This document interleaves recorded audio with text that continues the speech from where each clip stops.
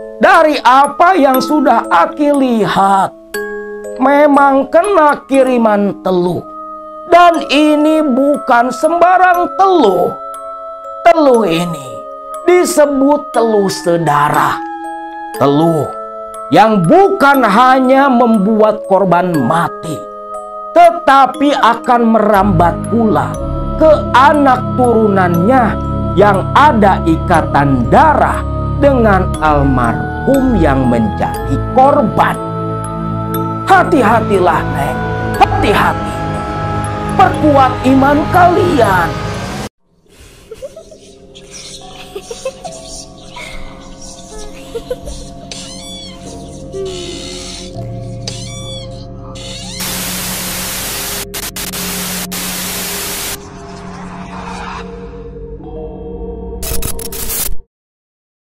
Sebelum lanjut ke cerita, buat teman-teman yang baru ikut gabung dan menonton channel ini, jangan lupa klik tombol subscribe, like, dan share video ini di media sosial kalian agar channel ini bisa semakin berkembang.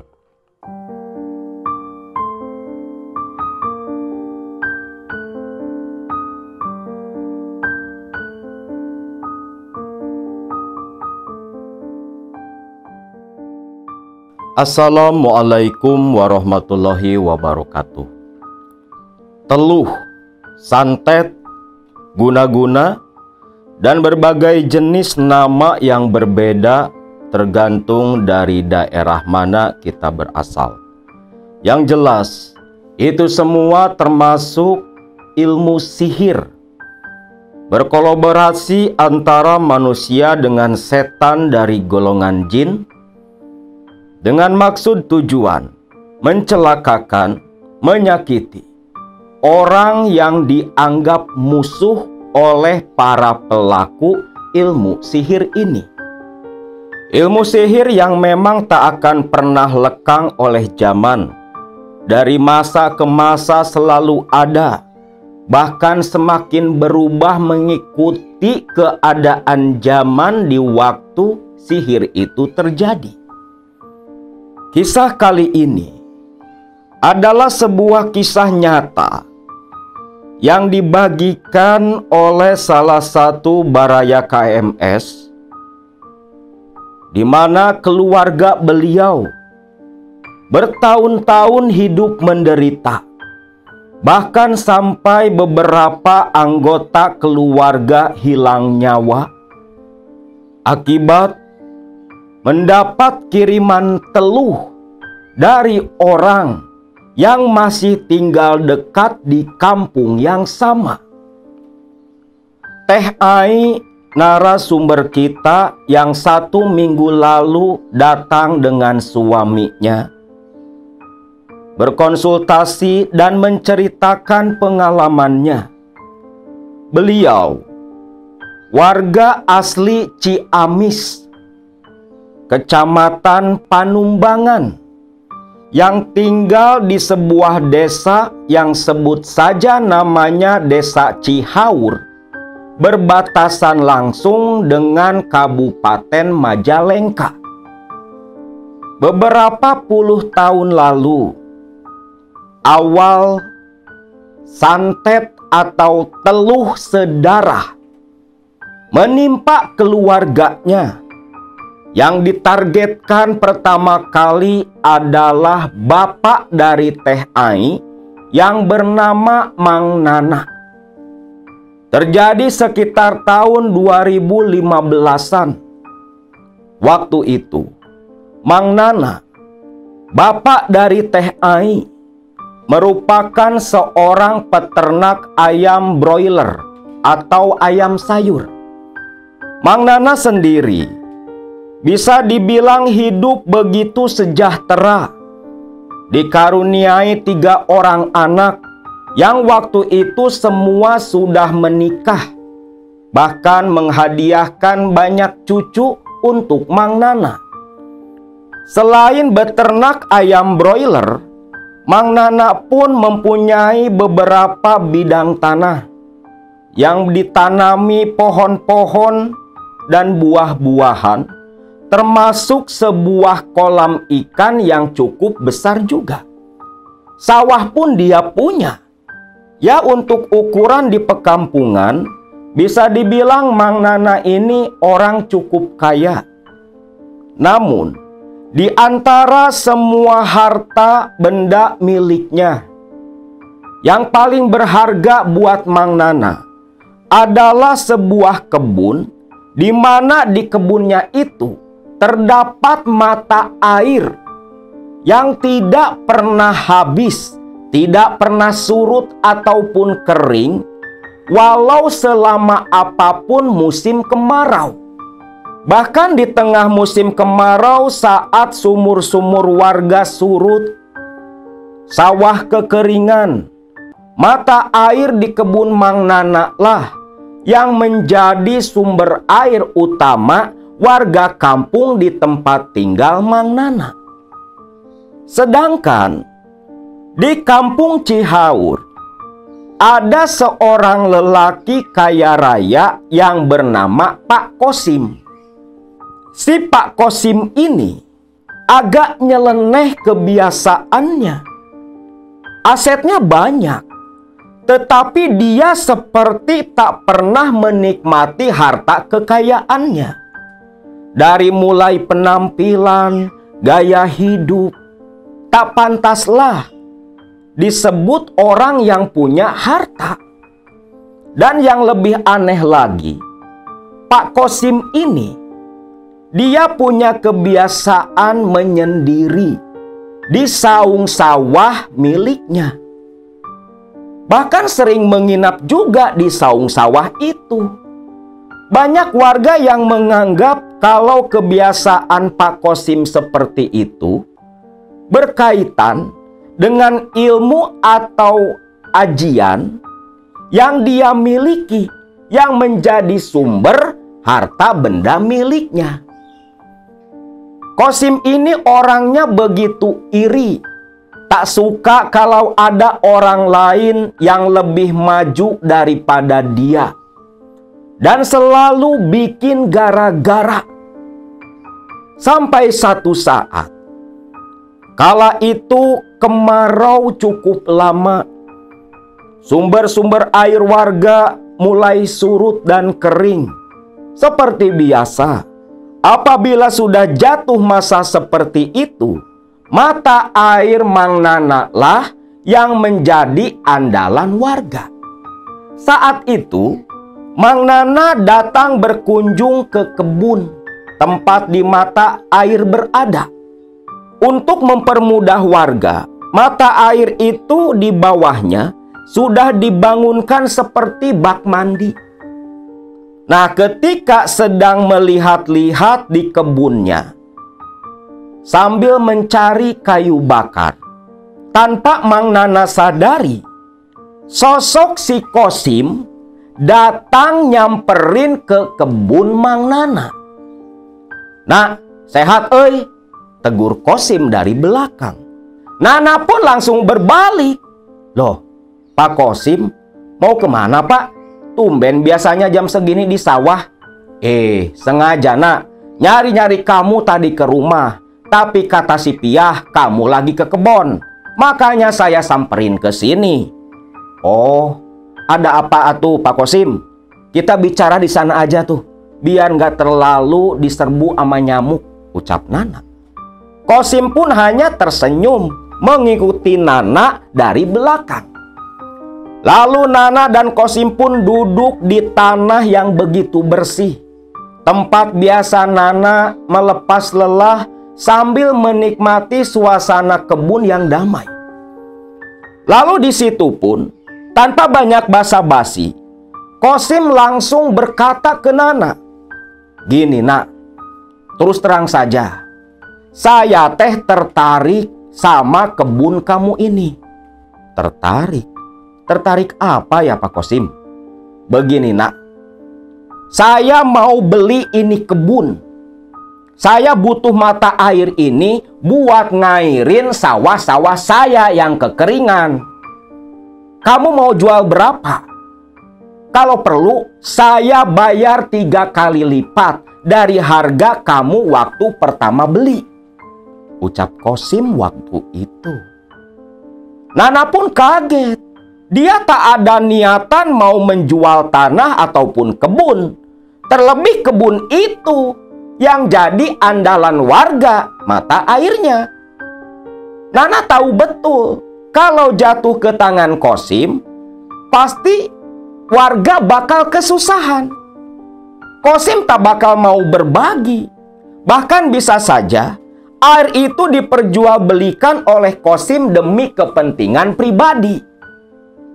Waduh, Pak Qasim, saya mah nggak ada niatan mau ngejual mata air. Mata air ini kan jadi andalan warga kalau kemarau, seperti saat ini.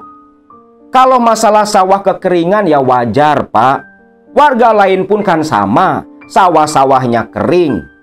Bersabar saja, nanti pun musim penghujan kita bisa nanam padi lagi. Nak, kamu gini gimana sih? Mau dibeli 3 kali lipat harga, tapi kok kamu gak mau? Emangnya kamu sekaya apa sampai udah gak butuh duit? Ucap Qasim. Nadanya mulai tinggi, seperti tak terima penawarannya ditolak sama Nana. Namun Nana tetap tersenyum. Bukan masalah gak butuh duit, Pak Qasim. Saya lebih peduli sama warga. Kalau mata air ini dijual, gimana warga nanti? Mau kemana cari air? Di situ, Qasim pun langsung terdiam dengan wajah yang seperti penuh amarah. Ya sudahlah nak, terserah kamu saja. Awal akhir nanti, nih kebun pasti jadi milik saya. Ucap Qasim sambil berdiri dan berlalu pergi, meninggalkan Nana yang bingung melihat gelagat si Qasim. Aneh, tuh orang kan katanya bentar lagi mau berangkat haji, tapi kelakuannya seperti itu. Amit-amit Gusti, naudzubillahi min dzalik, ucap Nana. Nah, selepas bersantai di kebun, Nana pun memilih pulang karena sudah waktunya dia memberi makan ayam peliharaannya. Namun ketika sampai di rumah, ternyata anak pertamanya si Rustam sudah terlebih dulu memberi pakan ayam. Nana pun hanya tersenyum melihat anak pertamanya yang sering membantu dia. Nah, kebetulan 3 anaknya Mang Nana itu tinggal tidak berjauhan, masih di sekitaran rumah Mang Nana, begitu dekat. Bahkan anak cucunya sering bermain di sekitaran rumah sang kakek si Mang Nana. Beberapa hari pasca kejadian bertemu dengan Qasim yang bersikeras mau membeli mata airnya, kebunnya, Nana pun yang mau merehab kandang ayamnya, di mana sebagian bambu sudah pada lapuk. Waktu itu pergi ke kebun mau menebang beberapa pohon bambu. Dari rumah pagi hari diberi bekal oleh sang istri, disuruh berhati-hati karena Nana usianya sudah tak muda lagi. Tapi Nana hanya tersenyum saja. Setibanya di kebun, Nana pun mulai menebang beberapa batang bambu yang akan dia bawa ke rumahnya. Selepas menebas batang-batang bambu, bambu berjatuhan ke bawah. Kebetulan posisi kebun agak menurun. Nana pun harus turun ke bawah menyeret dan menarik bambu-bambunya itu.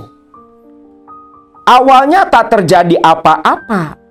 Namun ketika bambu keempat mau diambil dari bawah, Nana yang sedang berjalan pelan-pelan terkaget karena ada yang menabrak dari belakang, menimpa punggung seperti angin. Dorongan angin menerpa punggung begitu kuat, membuat Nana menginjak ranting-ranting bambu, lalu jatuh terguling ke bawah.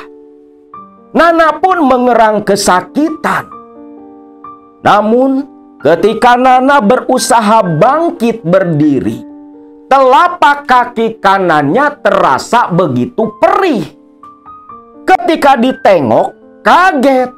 Darah sudah merembes dari luka. Tepat di telapak kaki kanannya itu, sepotong ranting bambu yang tajam menusuk cukup dalam. Selepas sadar ada darah dan ranting bambu yang menancap, barulah terasa perih dan nyut-nyutan. Begitu sakit. Nana pun merintih. Sambil berusaha menggerakkan kaki kanannya, dia pun menarik ranting bambu. Ranting bambu ditarik, darah merembas seketika. Begitu merah. Rasa perihnya tak tertahan. Kalau tak malu, Nana sudah gulang-guling teriak kesakitan.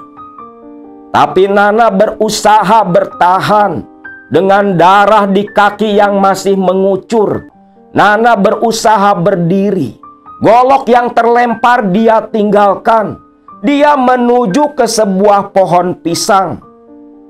Dia patahkan menggunakan getah pisang untuk pertolongan pertama pada luka di kakinya. Getah pisang yang masuk ke dalam luka membuat rasa sakit semakin menjadi-jadi. Ditambah lagi, bekas angin menabrak di punggung belakang. Itu terasa ngap ke dadanya. Napas Nana pun jadi tersengal-sengal.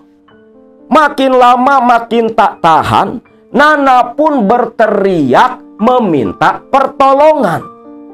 Walau dia tahu tak mungkin ada orang di sekitaran kebun bambunya. Suara sudah serak berteriak beberapa kali, namun tak kunjung ada tanda-tanda orang datang mau menolong.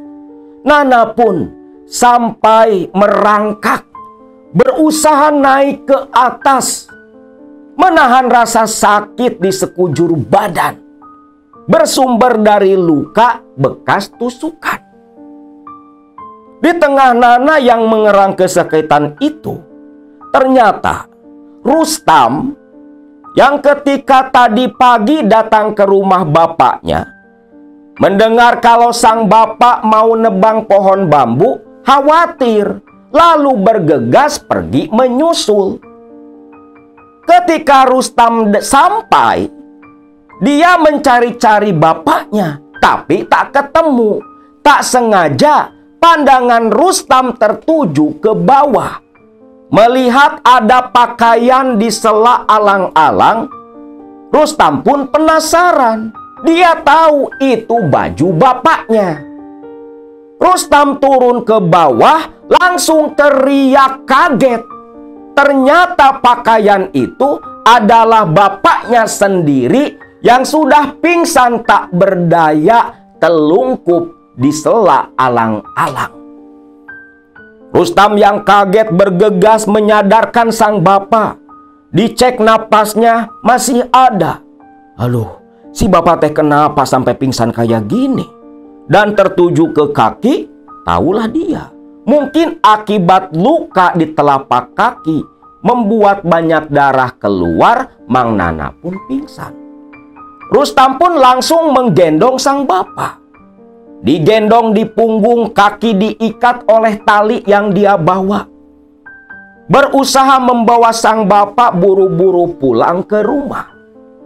Ketika keluar dari area kebun masuk ke pematang sawah, di situ Rustam bertemu dengan beberapa warga yang mau mengambil air di kebun Nana. Mereka kaget melihat Mang Nana digendong seperti itu. Rustam pun napasnya sudah tersengal-sengal. Dibantulah Rustam, dibopong bapaknya itu oleh warga. Sesampainya di rumah, Luka di kaki langsung dibersihkan oleh air hangat dan alkohol, lalu dikasih perban dan segera mungkin oleh anak-anaknya, Mang Nana pun dibawa ke puskesmas. Di perjalanan, Nana yang dibawa oleh mobil milik tetangga di daerah situ sempat tersadar mengerang kesakitan. Keluarga pun cukup senang. Bapaknya sudah sadar. Sampai di puskesmas diperiksa, luka dibersihkan, diberi obat, Nana dibawa pulang. Sepulang dari puskesmas, Nana pun hanya bisa terbaring di atas ranjang. Entah kenapa, badannya terasa begitu lemas tak bertenaga. Istri dan anaknya bergantian menungguin Nana setiap malam. 2 hari pasca pulang dari puskesmas, Nana menderita demam, suhu badannya begitu panas. Dikompres oleh anaknya, terkadang diganti oleh sang istri.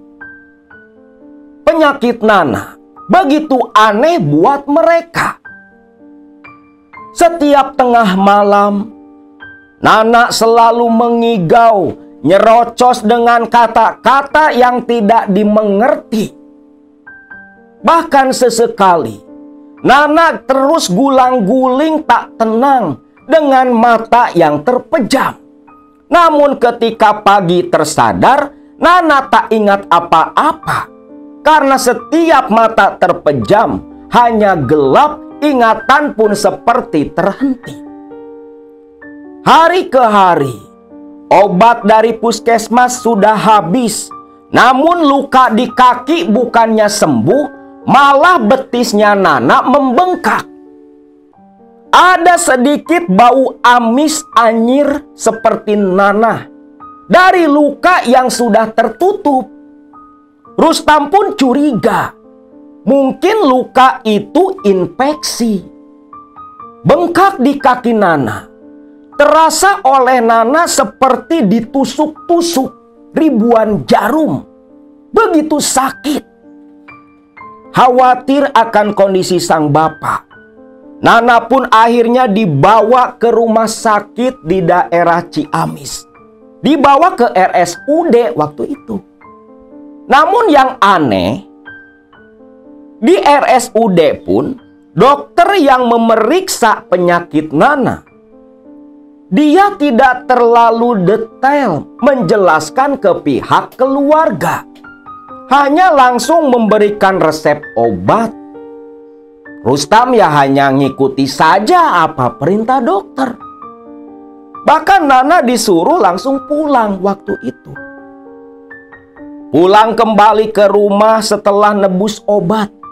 Obat pun diminum. Namun penyakit Nana tak kunjung ada perubahan sama sekali. Makin lama keluarga makin heran. Ditambah intensitas teriakan Nana setiap malam semakin sering. Tak bisa tidur nyenyak, mengigau dan nyerocos tak jelas. Badan selalu panas demam ketika masuk maghrib dan reda waktu subuh. Setiap malam Nana sampai 7 kali ganti baju karena basah oleh keringat dingin. Dibawa ke dokter yang lain, diperiksa, namun anehnya dokter yang lain pun sama saja. 4 dokter yang didatangi 1 bulan itu, tak ada yang bisa menjelaskan penyakit apa yang Nana derita. Barulah dokter yang kelima malah menyuruh dan berkata, "Ibu, bapak, Pak Nana ini sebaiknya jangan dibawa ke dokter. Percuma, dokter tak akan bisa menyembuhkan." Loh, maksud dokter apa? Masa dokter nggak bisa nyembuhin penyakit bapak saya? Jawab si Ai. "Ibu, terus terang saja. saya sendiri pun bingung karena hasil pengecekan dan hasil cek lab yang ibu berikan semua normal. Tak ada penyakit medis apapun di tubuh Pak Nana.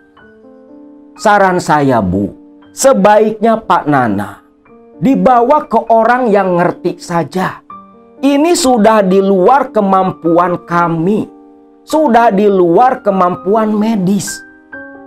Ai pun kaget dong. Karena baru kali ini nih ada dokter yang jujur. Ai pun nurut sama dokter waktu itu. Nana langsung kembali dibawa pulang. Dan dalam 1 bulan itu, tubuh Nana turun drastis berat badannya. Yang tadinya tambun mulai kurus. Berbanding terbalik dengan betis dan paha yang serupa. Ngikuti saran dokter, dibawalah Mang Nana ke orang pintar. Orang pintar itu pun berkata, kalau Mang Nana kena kiriman teluh dari orang yang tak suka kepada Nana. Mendengar itu, keluarga Mang Nana pun bingung. Karena setahu dia, Mang Nana bapak mereka tak punya musuh sama sekali seumur hidupnya. Bahkan mencoba menerka-nerka siapa yang tega menyakiti bapaknya sampai seperti itu. Si dukun yang mengobati waktu itu pun hanya memberikan air yang harus diminum dan dibalurkan ke kaki yang bengkak. Pamitan dari rumah dukun, berharap ada perubahan. Namun yang terjadi malah sebaliknya. Tubuh Nana menjadi lumpuh seperti orang kena stroke. Keluarga tak putus asa. Terus mencari kesembuhan dari dukun, ustadz, kiai, semua didatangi. Setiap ada orang yang memberi saran, pasti dilakukan. Ada yang nyaranin ke Galunggung, ada yang nyaranin ke Garut. Semua didatangi. Jawaban semua orang sama, tetapi tak ada hasil sama sekali. Akhirnya keluarga pun memutuskan untuk diam dulu sambil merawat ala kadarnya bapaknya itu. Makin hari kondisinya makin parah. Bahkan Nana sudah tak bisa lagi berbicara. Seolah memang tak ada tenaga untuk bersuara. Nah, satu ketika, karena selama Nana sakit, Ai lah yang diberi tugas untuk merawat Mang Nana bapaknya. Karena Ai, suaminya merantau ke Medan, belum punya anak juga. Jadi Anilah yang tak ada kewajiban merawat suami ataupun anak. Tak ada kegiatan, maka Ai yang setiap hari standby di rumah sang bapak. Walau sesekali kakak-kakaknya pasti datang menengok kondisi bapaknya. Waktu itu, sore hari Ai sedang menyapu di rumah dan di halaman. Selesai menyapu, Ai berniat mau memandikan sang bapak. Memasak air di dapur, air hangat langsung dia bawa ke dalam kamar. Namun ketika membuka pintu kamar, Ai berteriak kaget. Baskom berisi air hangat pun jatuh. Ai melihat seekor ular hitam meringkuk dan kepalanya berdiri di sudut kanan kamar sang bapak.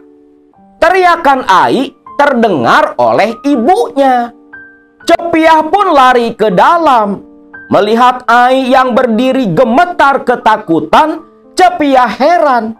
Namun ketika mendekat, Cepiah pun ikut berteriak. Karena bukan hanya 1 ekor ular, ada 3 ular. Seperti bersiap mau mematuk Mang Nana. Teriakan ibu dan anak ini terdengar oleh para tetangga, termasuk si Rustam dan si Rosid, kakaknya Ai. Orang-orang berdatangan merangsak masuk. Semua pun melihat 3 ekor ular itu nyata merangkak berjalan mendekati ranjang. Ibu-ibu yang malah teriak-teriak gak jelas. Rosid dan Rustam pun mengambil kayu bermaksud mau mengusir dan membunuh ular-ular itu. Dibantu yang lain pula. Namun anehnya, ketika mereka berdua masuk ke dalam, diikuti tetangga di belakang juga, 3 ular itu lari cepat ke bawah ranjang. Namun ketika dicari dan dilihat, bawah ranjang kosong melompong, tak ada apapun. Ular itu seperti menghilang seolah tak pernah datang. Keberadaannya tidak ditemukan. Melihat kejadian aneh di depan mata mereka, para tetangga pun berbisik-bisik. Bahkan ada yang berkata, "Ini kayaknya Mang Nana kena teluh, euy. Itu sepertinya ular kiriman. Buktinya ngilang tiba-tiba." Keluarga hanya diam. Mereka tak mau masalah bapaknya kena teluh diketahui orang. Namun yang terjadi malah sebaliknya. Karena memang bukti ada di depan mata.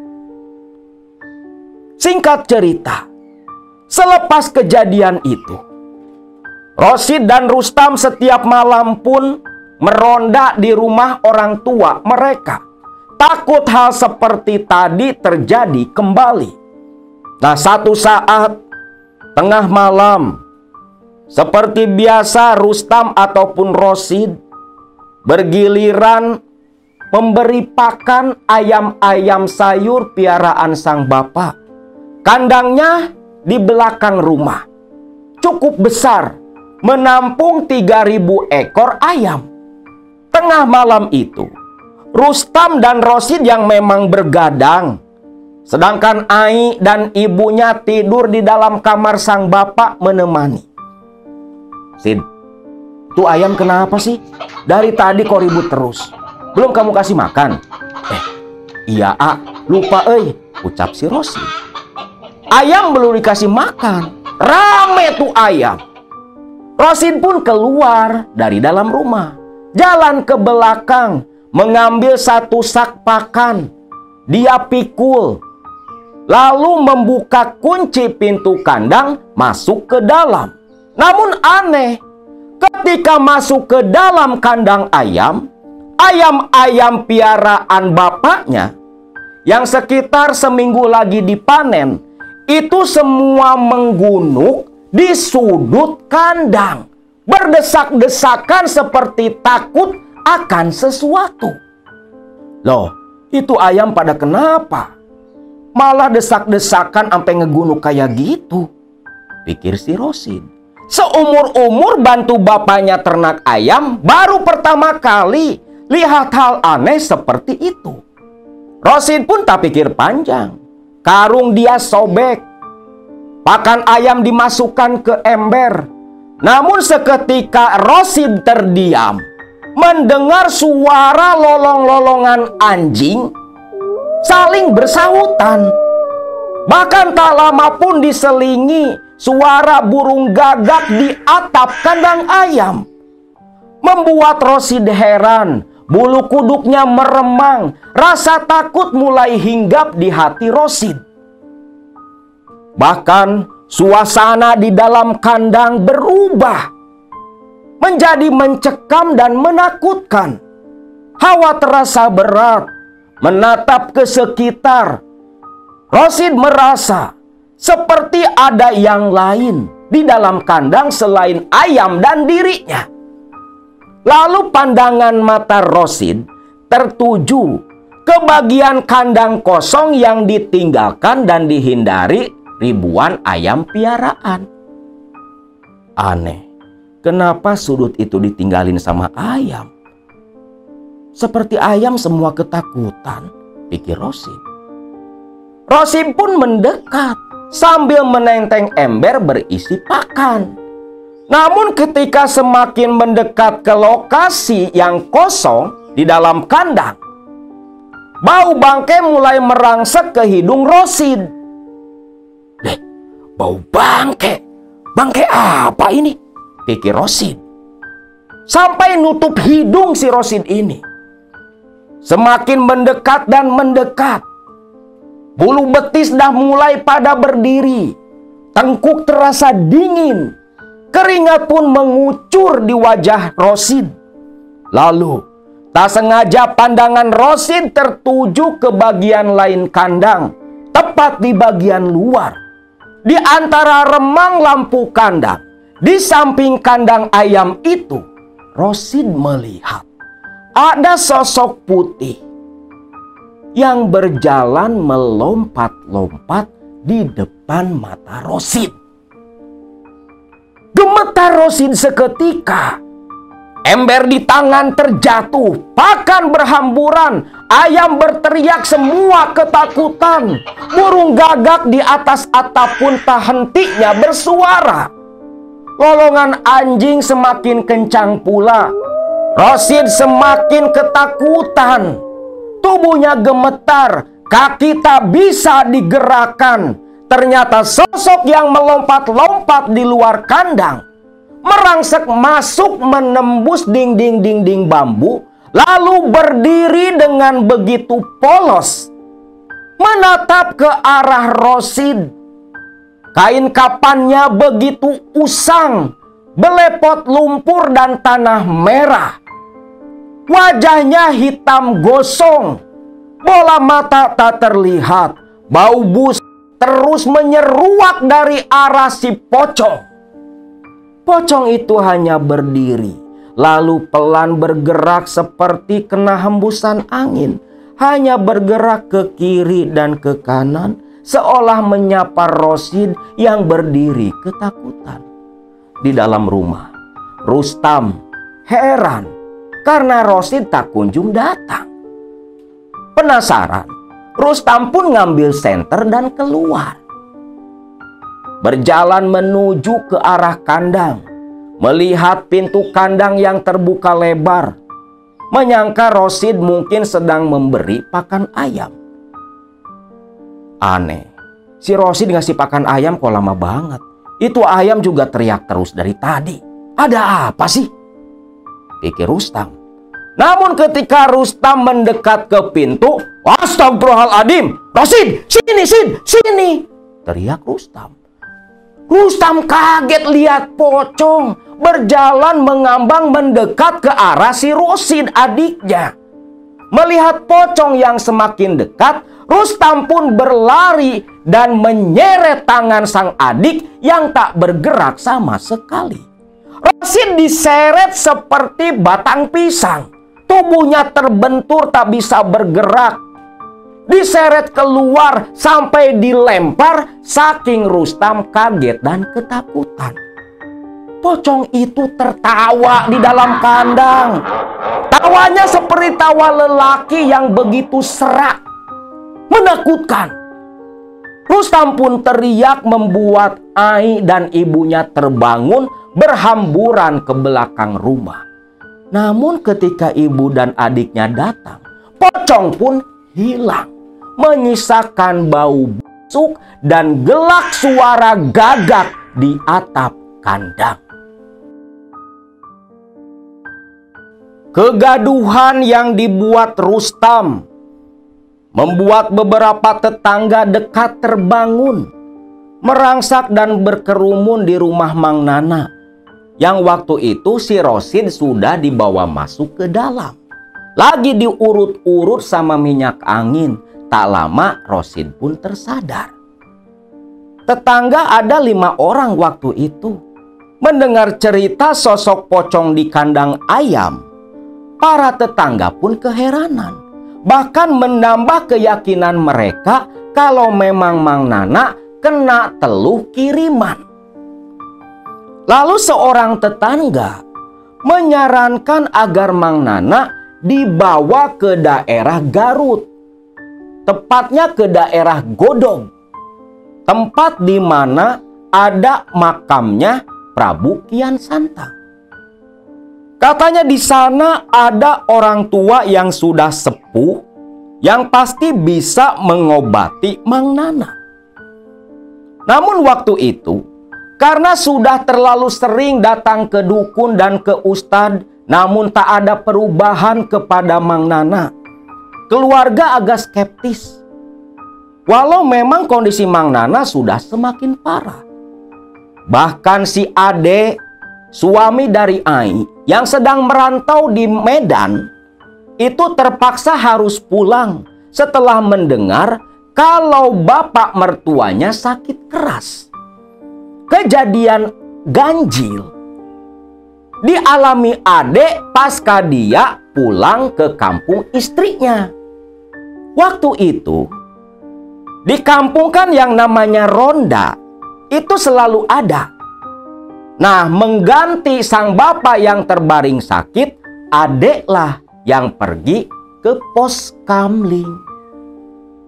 Sedangkan kedua kakak iparnya di rumah nungguin bapak mertua, termasuk istrinya. Nah, waktu itu pulang dari pos kamling sekitar jam 2 dini hari. Adek pun pulang ke rumah mertua karena semua anak dan menantu kumpul dan menginap di rumah Mang Nana. Ketika berjalan mendekat ke arah rumah, Adek heran. Loh, itu siapa yang jalan mondar-mandir di depan rumah? Pikir Adek. Adek pun terus mendekat. Terlihat dari kejauhan, orang itu seperti menebar-nebar sesuatu di halaman rumah mertuanya. Siapa, Makin dekat, makin jelas. Ternyata yang berdiri menebar-nebar sesuatu di halaman itu si Kosim. Loh, Mang Kosim lagi ngapain depan rumah?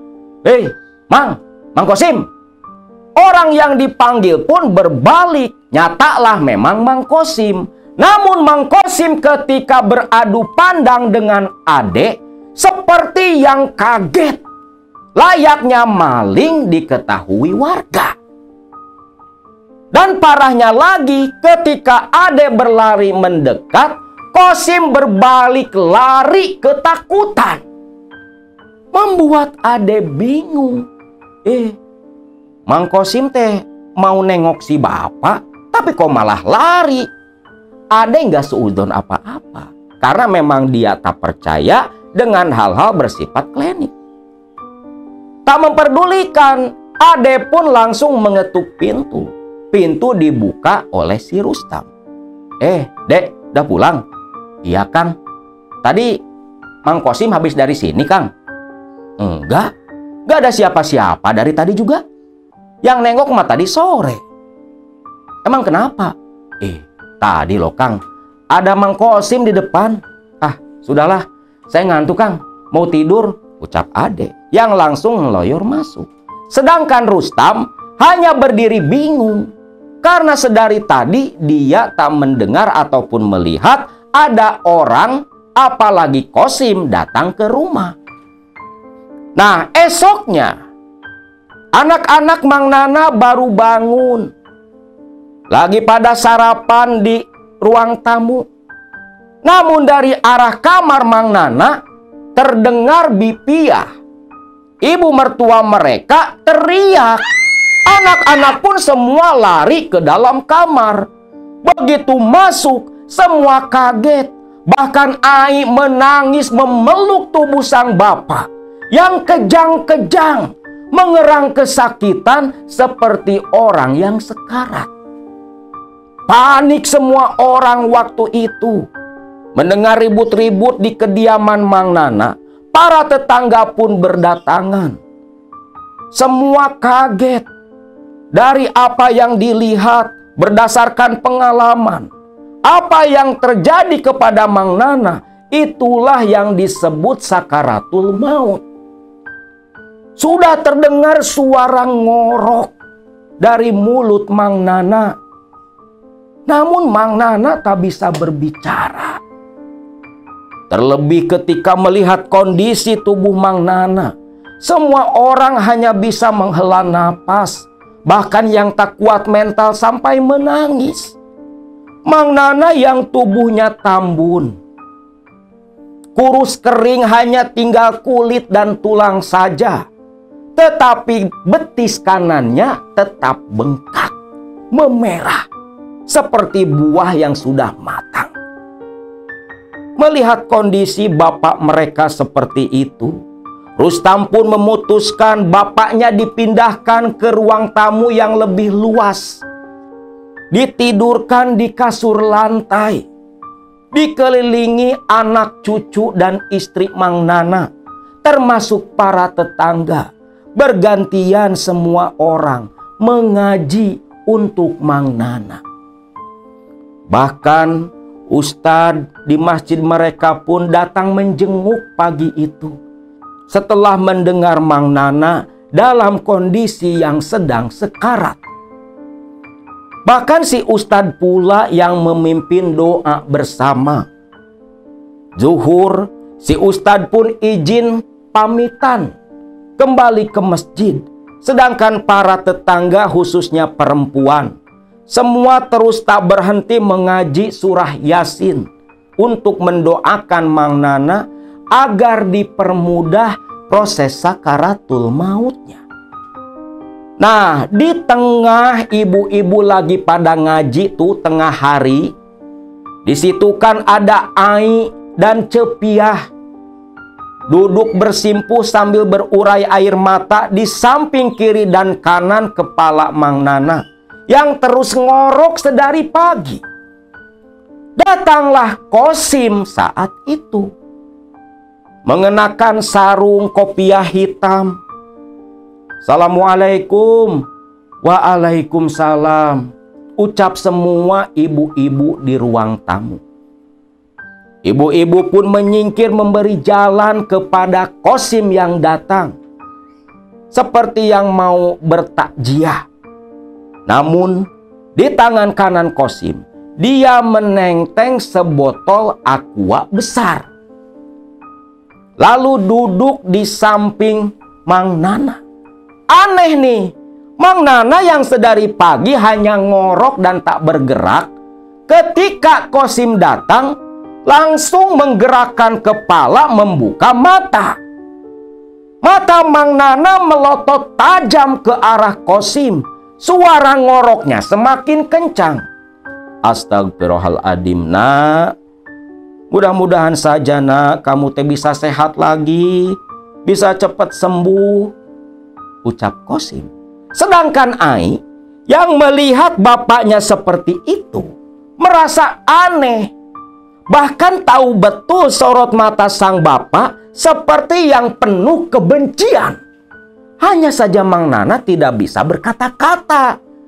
Hanya suara ngorok saja yang keluar ketika mulutnya terbuka. Cepiah, sing sabar ya, ini mungkin memang sudah takdir Mang Nana. Namun kita harus tetap ikhtiar, Kebetulan 3 hari lalu saya teh baru pulang dari Pangandaran. Sekalian saja saya nemuin kiai di sana, minta air doa buat si Nana, biar si Nana teh bisa cepat sembuh kayak seperti dulu. Cepiah pun berterima kasih kepada Kosim sambil menerima air di botol aqua besar. Sedangkan Ai mulai paham. Bahkan dalam hatinya berkata, jangan-jangan ada hubungannya sama Pak Kosim. Kapan hari yang lalu, sewaktu awal Mang Nana kena tertusuk ranting bambu, Mang Nana sempat cerita tentang Kosim yang menginginkan mata air di kebunnya. Mungkin ya anak perempuan lebih peka lah. Curiga si Ai ini. Terlebih ketika Mang Kosim berkata kepada Cepiah, "Piah, kata Kiai, air di botol ini harus langsung diminumkan ke si Nana. Biar langsung ada reaksinya, biar Nana bisa sembuh." Nah, ibu-ibu yang pada ngaji pun nyaut, Iya Cepiah, coba atuh, siapa tahu air dari kiai yang udah didoakan, yang dibawa sama Pak Haji teh, bisa bikin Mang Nana sembuh. Langsung aja Ce diminumkan. Ucap ibu-ibu di situ. Iya Ce, langsung saja diminumkan. Saya mau pamit dulu, ucap Kosim. Nah, Mang Nana kembali menggerakkan kepala. Matanya tetap melotot tak lepas dari Kosim yang keluar dari ruang tamu. Seperti penuh amarah, penuh kebencian. Hanya tak bisa mengutarakan. Cuma Ai di antara orang-orang yang hadir waktu itu peka dan paham akan perasaan sang bapak. Ketika tutup botol air aqua dibuka oleh Cepiah, didekatkan ke arah Nana suaminya, Nana langsung bergerak berontak. Menutup mulut, menggelengkan kepala seperti yang tak mau meminum air. Wajahnya seperti orang ketakutan. Bu, jangan dulu Bu, jangan. Nanti kita nunggu Kang Rustam dulu pulang dari masjid Bu. Jangan dulu Bu. Ai, kamu teh kenapa? Ini teh kan air doa. Iya, itu kan air doa buat Mang Nana. Jauh-jauh atuh Pak Haji Kosim ke Pangandaran minta ke Kiai. Diminumin cesok, diminumin. Siapa tahu langsung sembuh. Pasti ini gara-gara setan yang nyakitin Mang Nana. Itu setan gak mau minum air, Ce. Ucap para ibu-ibu. Ai pun terdesak, tak bisa berkata apa-apa. Kalah suara dia. Terlebih Cepiah yang yakin betul kalau air doa itu bisa nyembuhin suaminya. Ditambah lagi kan katanya itu air jam-jam. Oleh-oleh si Haji Kosim pulang dari Mekah beberapa waktu lalu. Namun tetap saja Mang Nana terus menutup mulut, bahkan sorot matanya menatap ke Ai sang anak bungsu, seolah memohon agar jangan dipaksa minum air dari si Kosim. Ai pun tak mau kalah. Dia mendesak ibunya agar nunggu Kang Rustam. Tapi Cepiah ngeyel. Bahkan ibu-ibu kurang yang di situ terus ngedorong Cepiah agar air diminumkan. Demi Allah, kata Ai, bapaknya dipaksa membuka mulut sama Cepiah, istrinya, ibu si Ai. Lalu air di aqua langsung diminumkan. Mang Nana dengan tubuh yang lemah tak bergerak, meronta-ronta. Namun terus dipaksa sampai air masuk ke mulut Mang Nana. Selepas itu, Mang Nana matanya mendelik-delik seperti orang kesakitan. Ada erangan keluar dari mulut disertai ngorok yang semakin parah. Ai pun kaget dan khawatir melihat perubahan yang begitu cepat. Dia takut. Bahkan sebisa-bisa Ai menuntun sang bapak membaca kalimat La ilaha illallah. Di detik itulah Rustam dan Rosid datang. Melihat itu, bapaknya yang makin parah langsung merangsek mendekat dengan wajah yang begitu khawatir. Namun, ketika Ai mengangkat kepala sang bapak disimpan di pangkuannya sambil terus berbisik, La ilaha illallah, La ilaha illallah. Di telinga Mang Nana bapaknya, Mang Nana hanya menggerakkan bibir seperti mengikuti tuntunan dari Ai anaknya. Namun yang keluar hanya suara ngorok dan gelegakan air. Rustam dan Rosid pun mengikuti pula menuntun membaca kalimat tahlil. La ilaha illallah, pas nyebut Pak, nyebut eling Pak. La ilaha illallah Muhammadur Rasulullah. La ilaha illallah Muhammadur Rasulullah. Tuntunan dari Rustam dan Rosid berbarengan. Tiba-tiba tubuh Mang Nana mengejat-ngejat sampai kepala terangkat. Dan detik itu pula, setelah 3 kejatan, mata Mang Nana tertutup, napas terhenti. Mang Nana pun meninggal dunia di pangkuan Ai anaknya.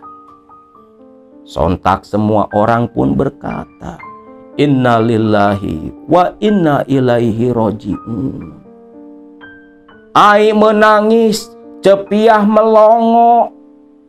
Rustam dan Rosid berteriak memanggil nama sang bapak. Si adek yang baru datang pun bingung. Melihat mertuanya ternyata meninggal. Ade pun kembali berlari menuju ke masjid, memberitahukan Kiai tentang kematian bapaknya. Kiai langsung mengumumkan kematian Mang Nana lewat toa. Warga kampung pun berduyun-duyun datang melayat. Sore itu, jenazah Mang Nana pun diurus dan langsung dikebumikan di pemakaman umum Kampung Cihaur. Seperti biasa, tiap malam pun ditahlilkan sampai 7 malam berturut-turut. Kematian Mang Nana jadi pukulan batin yang begitu keras untuk keluarga Ai.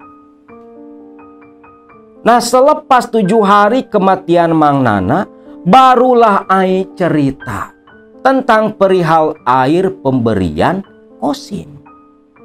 Nah, di situ baru sadarlah anak-anak almarhum Mang Nana. Kalau memang sepertinya ada kaitan penyakit dan kematian dari Mang Nana bapak mereka dengan si Kosim. Terlebih Ai menceritakan tentang konflik Kosim yang bersikeras ingin membeli mata air di kebun mereka. Lalu cerita si Ade yang ngeliat Kosim nebar-nebar sesuatu waktu pulang ronda malam itu.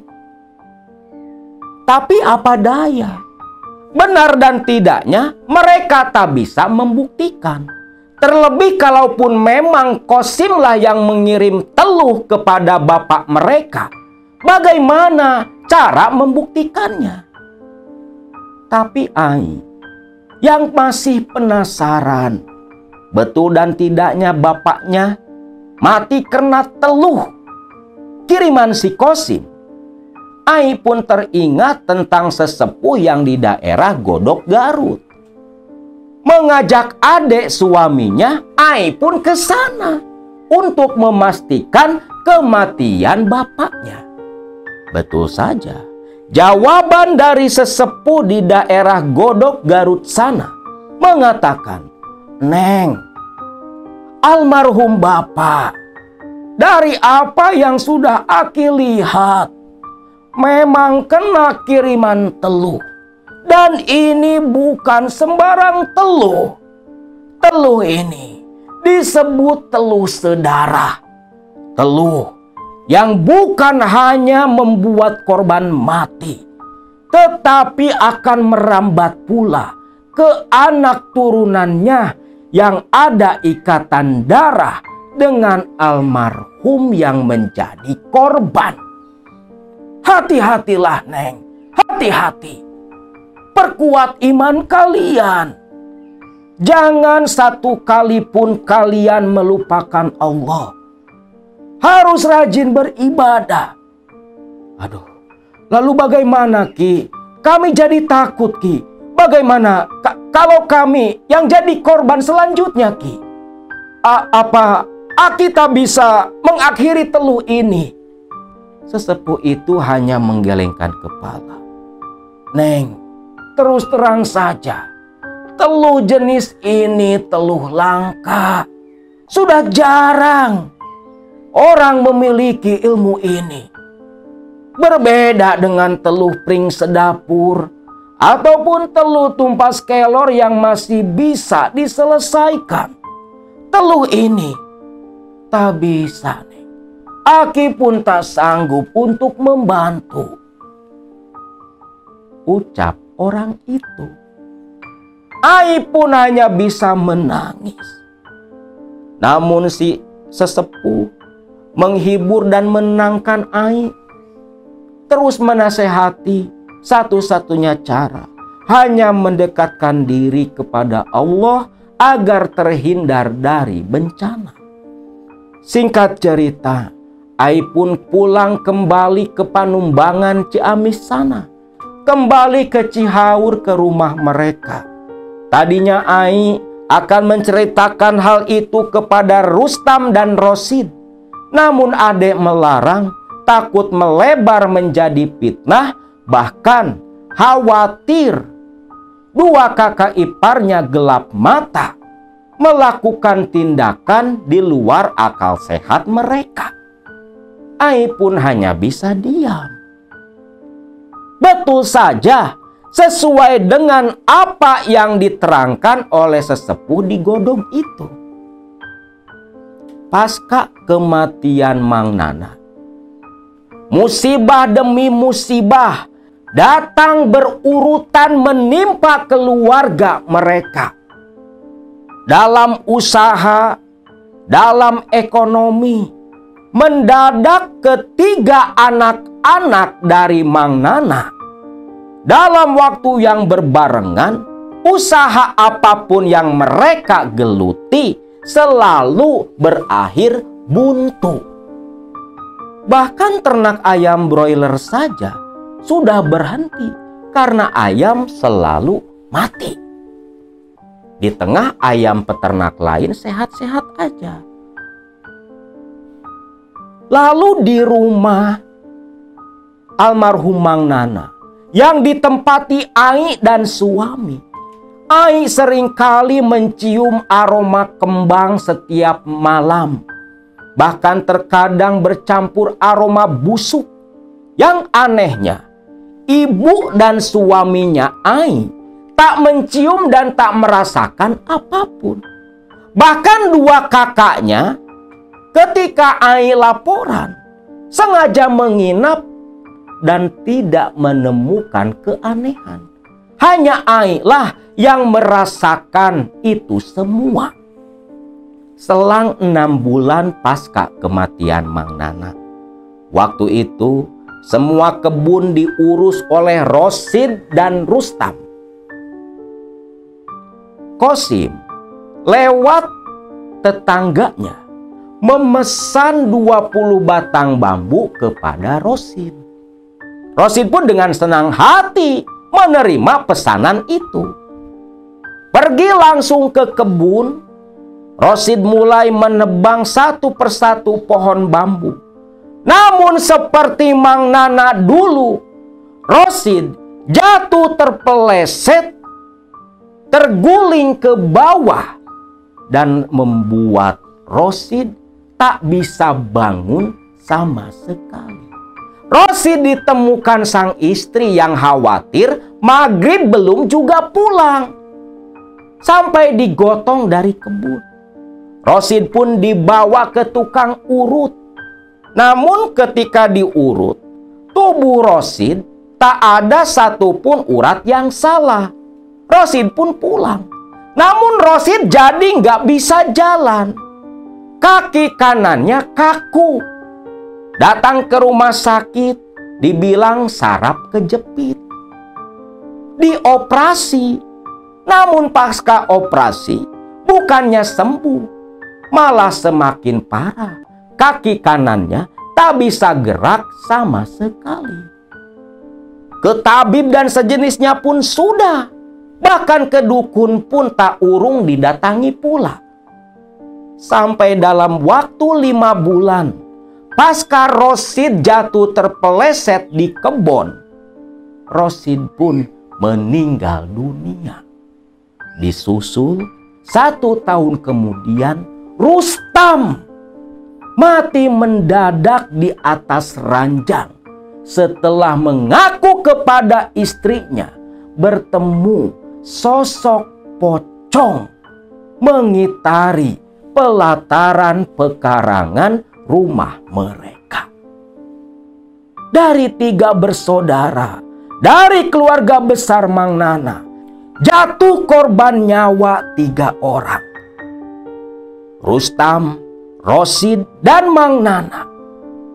Menyisakan Ai yang masih hidup hingga saat ini.